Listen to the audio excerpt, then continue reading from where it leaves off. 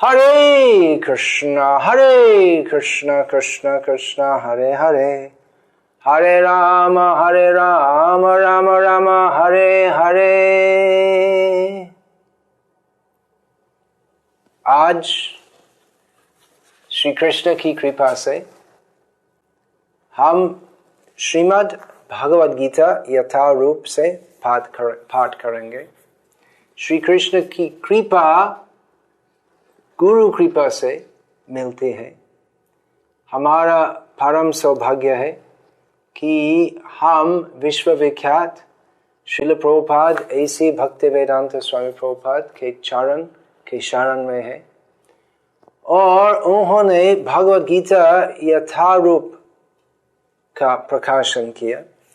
यथारूप का मतलब कि बहुत गीता व्याख्याक अपनी कल्पना से, अपना मत से भगवद गीता का अर्थ लिखते हैं और श्रील प्रभुपाद श्री कृष्ण का उद्देश्य के अनुसार भगवद गीता यथारूप प्रदान किया। तो श्री कृष्ण का उद्देश्य क्या है, कैसे समझना है? तो भगवद गीता से। भगवद गीता श्री कृष्ण ने भगवद गीता एक विशेष उद्देश्य के लिए अर्जुन को बताया। ऐसा नहीं है कि भगवद गीता एक शास्त्र है जो किसी भी व्यक्ति उसकी वाणी लेके अपना मत उसको डाल सकते, नहीं है। श्री कृष्ण का विशेष उद्देश्य था भगवद गीता कहने से, और वो उद्देश्य भगवद गीता के शब्दों से जो स्पष्ट भगवद गीता में है उसके अनुसार श्रील प्रभुपाद भगवद गीता यथारूप रचना की। और चूंकि ये भगवद गीता है, किसी साधारण व्यक्ति की उक्ति नहीं है, भगवान की वाणी है, इसलिए इसमें भगवान अर्थात सर्वशक्तिमान भगवान की शक्ति है। वो क्या शक्ति है?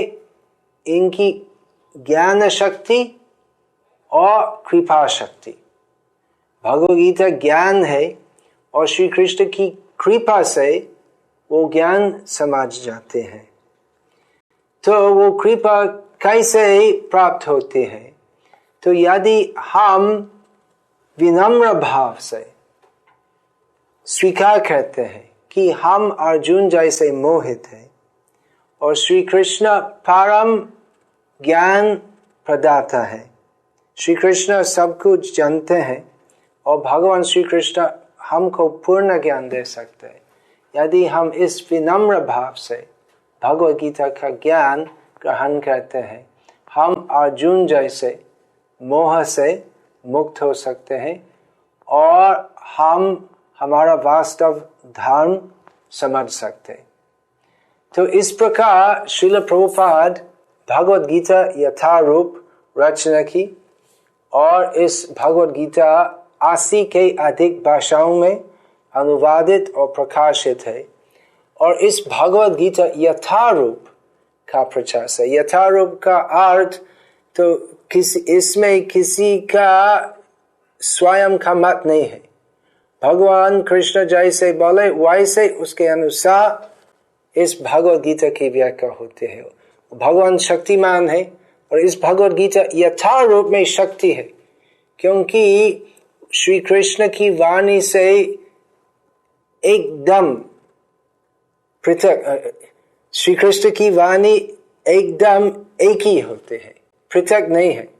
श्री कृष्ण जो कहते हैं इसका अर्थ है भगवद गीता यथारूप में, और श्री कृष्ण की शक्ति प्रकट होते हैं कैसे? इस भगवद गीता का वितरण से। आधुनिक युग में हजार लाखों भक्त बनाए हैं श्री कृष्ण की वाणी भगवद गीता यथारूप ग्रहण करने से।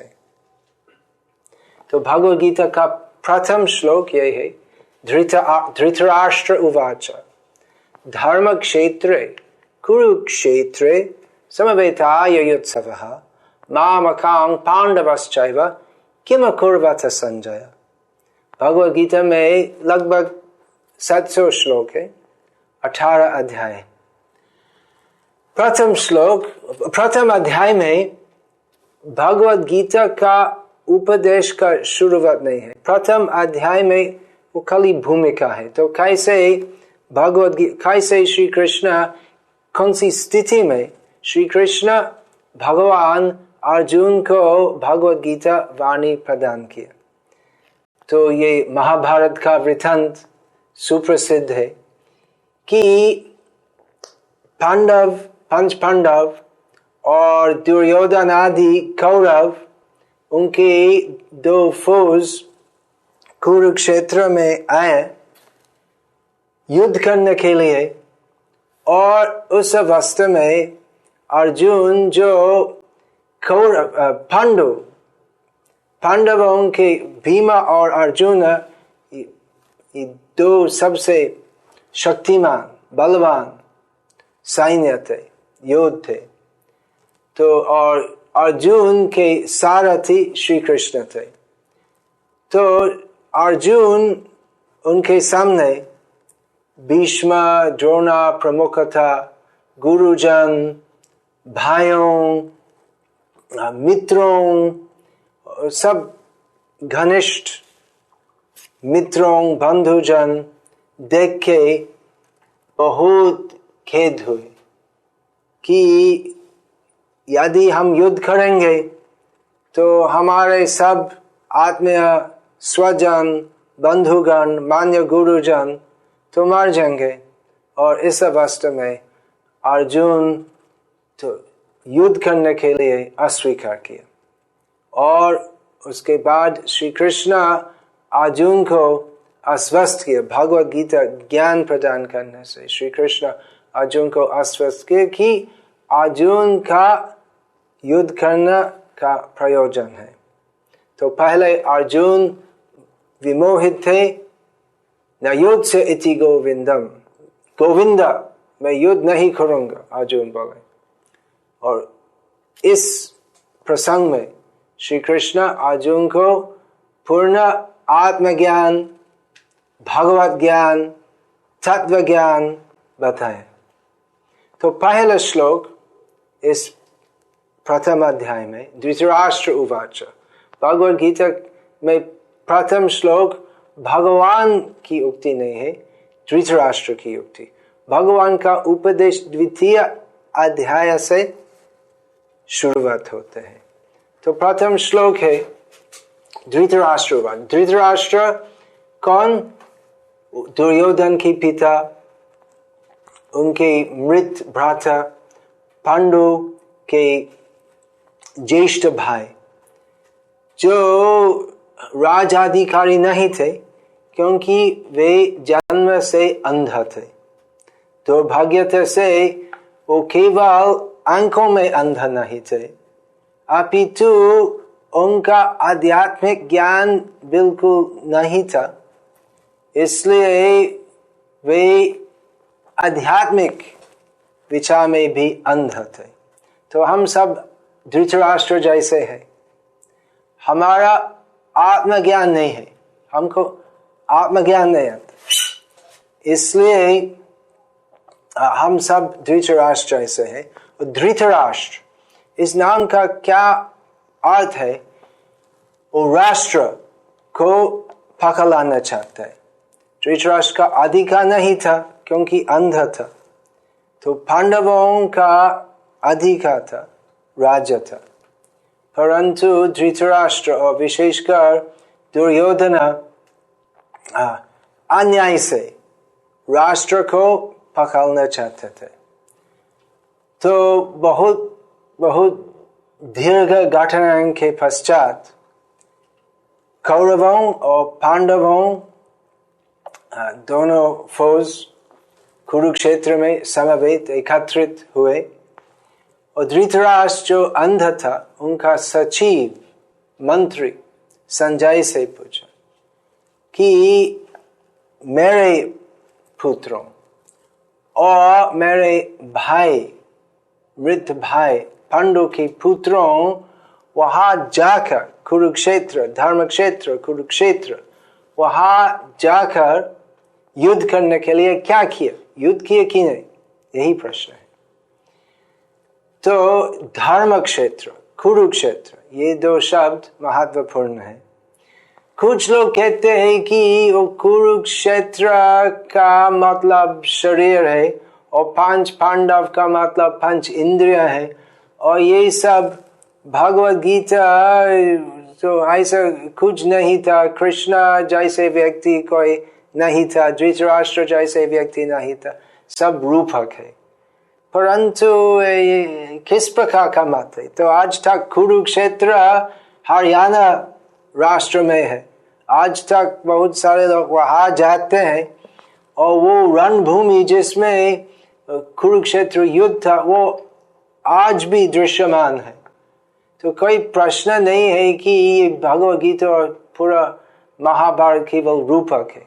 तो कृष्ण सत्य है, भगवद गीता सत्य है, ये सब इतिहास, ये सब घटनाएं हुए 5000 वर्षों के पहले। तो इसलिए हम भगवद गीता यथारूप श्रील प्रभुपाद से लिखी हुई भगवद गीता यथारूप हम पढ़ते, क्योंकि इसमें कुछ कल्पना नहीं है, कुछ दुर्व्याख्या नहीं है। भगवान जैसे कहते थे, व्यासदेव जैसे हमको दिया है, वैसे श्रील प्रभुपाद हमको दिया है, और हम प्रयास करते हैं श्रील प्रभुपाद की कृपा से आप सभी पुण्यात्मा दर्शकों को प्रदान करना। तो धर्म क्षेत्र कुरुक्षेत्र बहुत प्राचीन काल से एक धर्म क्षेत्र था। कुरु महाराज जो कौरवों और पांडवों के पिता थे, बहुत पीढ़ियों के पहले।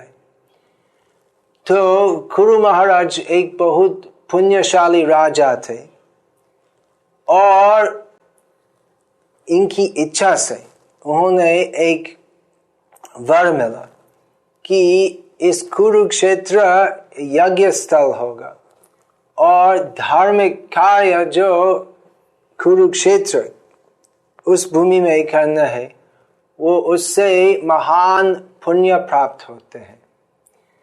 तो उस भूमि चुनी हुई इस युद्ध करने के लिए, परंतु धृतराष्ट्र का संदेह था कि ये धर्म भूमि है, और धृतराष्ट्र जानते थे कि 5 पांडव धार्मिक है और मेरे पुत्रों अधार्मिक है, इसलिए वो धार्मिक प्रभाव जो कुरुक्षेत्र में है वो पांडवों के लिए अनुकूल होगा। इसलिए धृतराष्ट्र बोले धर्म क्षेत्र कुरुक्षेत्र, धर्म क्षेत्र कुरुक्षेत्र। खाली कुरुक्षेत्र बोलने से तो धृतराष्ट्र का वचन पूर्ण होता, परंतु धर्म क्षेत्र बोले धृतराष्ट्र जानते थे कि ये धर्म भूमि है, और इसका प्रभाव से 5 पांडवों का विजय होगा। धृतराष्ट्र की इच्छा थी कि उनके पुत्रों का विजय होगा, परंतु उनका हृदय में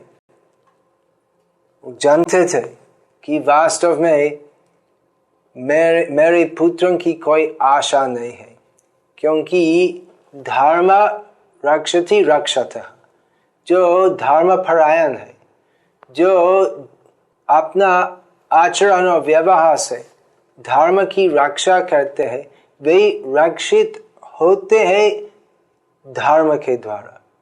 विशेषकर युधिष्ठिर धर्म पुत्र थे। धर्म का मतलब यमराज, और युधिष्ठिर यमराज के पुत्र थे, और धर्म का मूल स्वरूप है